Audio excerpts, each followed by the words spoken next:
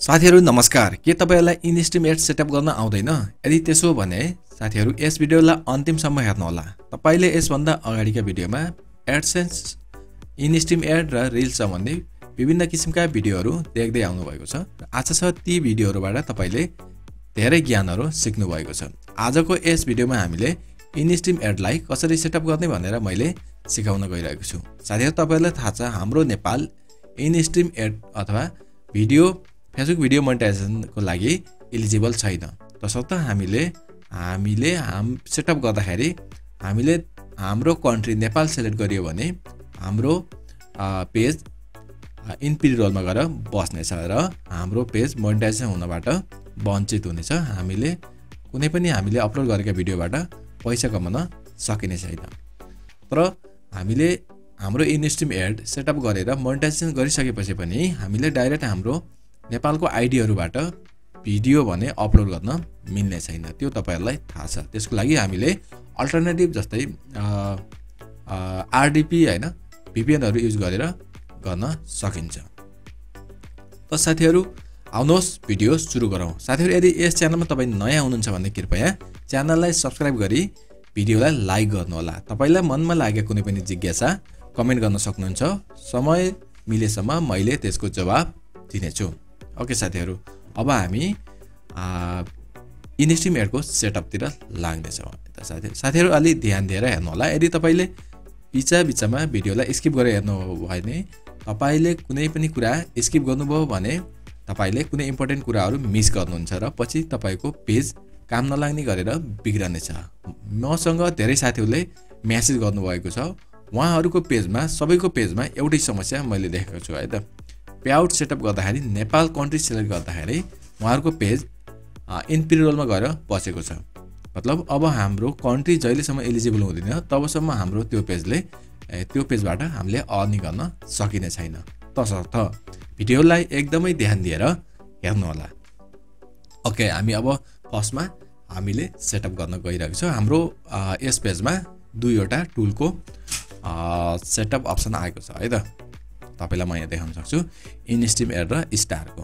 Okay, हामी फर्स्टमा स्टारबाट जान्छौं है त।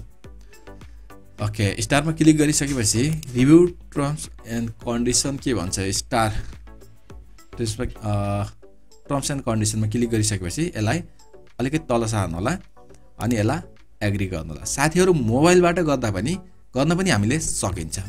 तर मैले अहिले तपाईहरुलाई कम्प्युटरबाट गर्न सिकाएँ। अर्को फेर अरु कुनै पेज एलिजिबल भएको खण्डमा तपाईलाई मोबाइलबाट पनि कसरी सजिलैसँग गर्न सकिन्छ भनेर सिकाउने छु।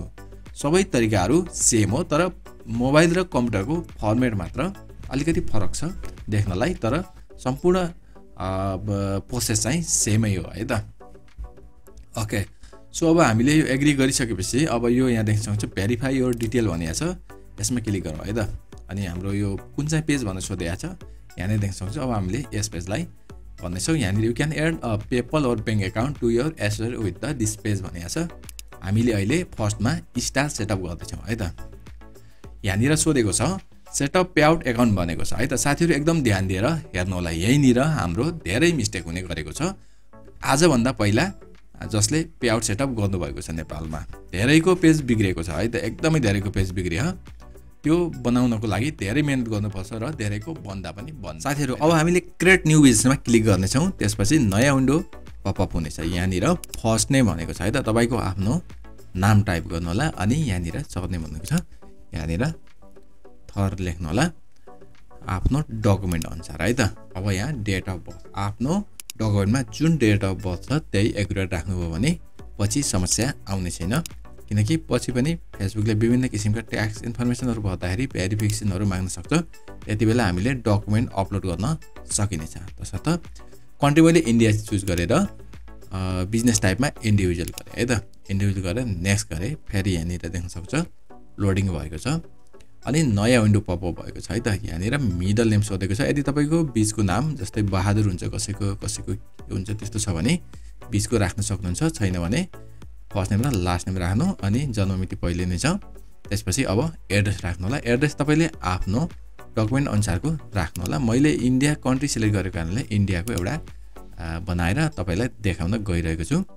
तपाईले आफ्नो अनुकूल राख्न सक्नुहुनेछ है त। यहाँनिर फोन नम्बर राख्नु पनि फोन नम्बर राख्नु होला, फोन नम्बर जहाँको पनि राख्न सक्नुहुनेछ। अनि त्यो भन्दा माथितिर पोस्टल कोड भनेको छ, आफ्नो एड्रेसको गुगलमा सर्च गरेर पोस्टल कोड राख्नु र एउटा इमेल एड्रेस राख्नु, जुन तपाईले आफ्नो फेसबुकमा भएको पनि राख्न सक्नुहुन्छ। यसमा इमेलहरु पनि आउँछ, कहिलेकाहीँ काम लाग्ने हुनाले यो इमेल रिसिभ हुने इमेल चाहिँ राख्नु होला, कुनै एउटा आफ्नो जीमेल अथवा इमेल जे राख्दा पनि हुनेछ। त्यसपछि ट्याक्स आइडेन्टिफिकेसन नम्बर भन्ने छ, TIN है, यो पान नम्बर जस्तै हो। इन्डियाको छ भने तपाईले पान नम्बरहरु राख्न सक्नुहुन्छ र अर्को भ्याट अथवा GST मा केही पनि नराख्नु होला। ट्याक्स इन्फर्मेसनमा आफ्नो ट्याक्स नम्बर राखेर बक्समा क्लिक गरेर नेक्स्ट गर्नु होला है त। त्यसपछि लोडिङ हुँदैछ। नेक्स्ट हुन त खोल्यो। अनि मैले वायर ट्रान्सफरमा क्लिक गरेँ है त। वायर ट्रान्सफरमा क्लिक गरेपछि 100 पुगेपछि हाम्रो एकाउन्टमा डिपोजिट हुनेछ। अनि वायर ट्रान्सफरमा कन्ट्री इन्डिया नै छ, किनकि मैले इन्डियाको बैंक राख्दैछु त्यसो त। अनि आफ्नो बैंकको नाम राख्नु होला, अनि बैंकको स्विफ्ट कोड राख्नु होला है त। र अनि बैंक एकाउन्ट नम्बर राख्न सक्नुहुन्छ। स्विफ्ट कोड तपाईले आफूले गुगलमा गएर पनि सर्च गरेर कुनै पनि बैंकको स्विफ्ट कोड भेटाउन सजिलैसँग भेटाउन सकिनेछ। त्यसपछि लिंक गर्नु होला। लिंक गरिसकेपछि यो लोडिङ हुँदैछ।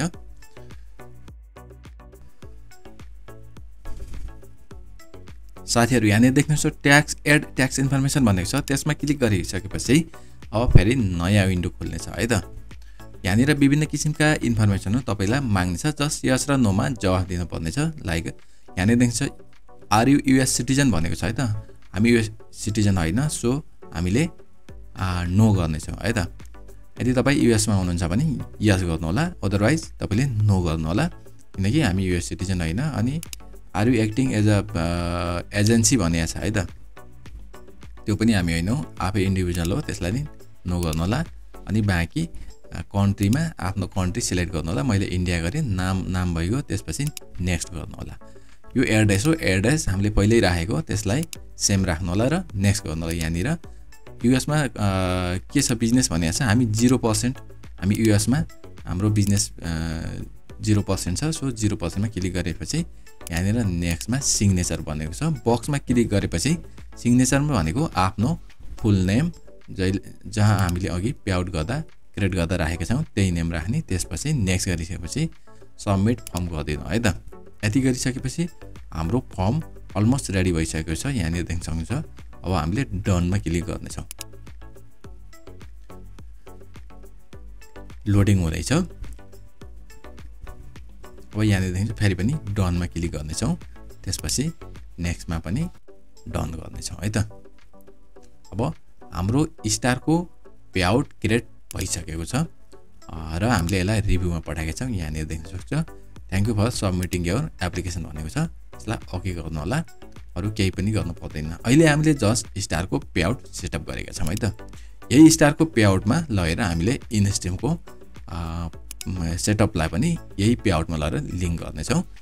हामीले स्टारको पेआउट सेटअप गरेर तपाईलाई मैले देखाइसकेपछि अब हामीले इनस्ट्रिमको पेआउटलाई पनि त्यही लगेर लिंक कसरी गर्ने भनेर मैले देखाउन गइरहेको छु। यहाँनिर देख्न सक्नुहुन्छ स्टारको पेआउटमा भ्यू टुल छ भने अर्को इनस्ट्रिममा सेटअप भनेर देखाएको छ है त। अब मैले सेटअपमा क्लिक गरे। यहाँनिर देख्न सक्नुहुन्छ फेरि सेम रिभ्यू टर्म्समा क्लिक गरेपछि फेरि तलपट्टि स्क्रोल गरेर अलि तलपट्टि आइसकेपछि एग्री टर्म्समा गर्ने अनि सेटअप अकाउन्ट गरेपछि यहाँनिर फेरि नेक्स्ट गर्ने।